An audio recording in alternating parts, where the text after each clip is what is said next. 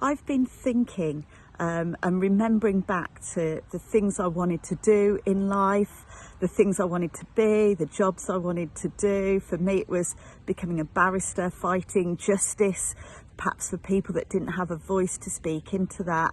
Or perhaps you've been inspired by all the sports stuff going on at the moment. Perhaps it's reminded you of a time where you wanted to be maybe a top sports person, or maybe you're still at that point in your life where you're thinking, I've still got so much time ahead of me, Lord, what am I going to do? Or what am I going to be? What job am I going to pursue? What profession am I going to go into or train for?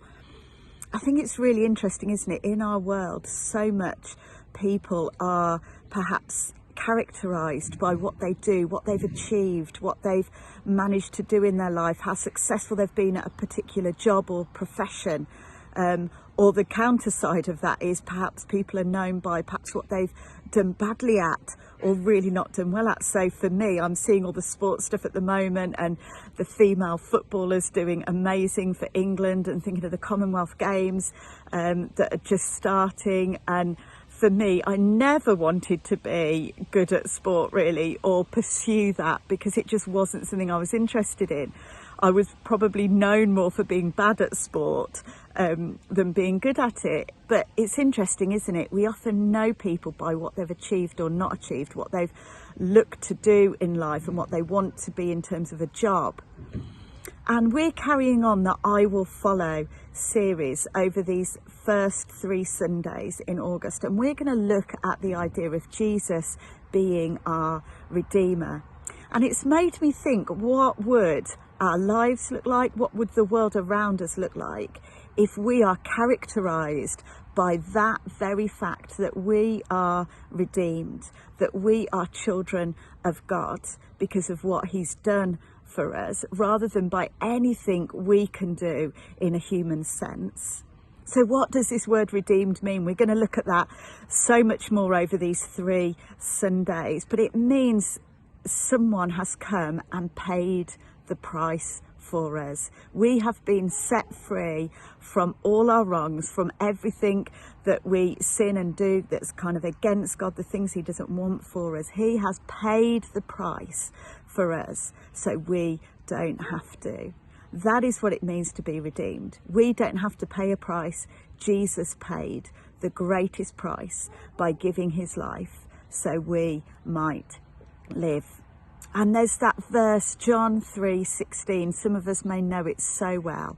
For God so loved the world that he gave his one and only Son, that whoever believes in him shall not perish, but have eternal life. And the next verse that follows on from that, that maybe we don't know so well, says Jesus came not to condemn the world, but to save the world. And so we're going to look in a bit more detail what that really means. What does it mean that Jesus is our Redeemer? What does it mean that we can live saying we are redeemed?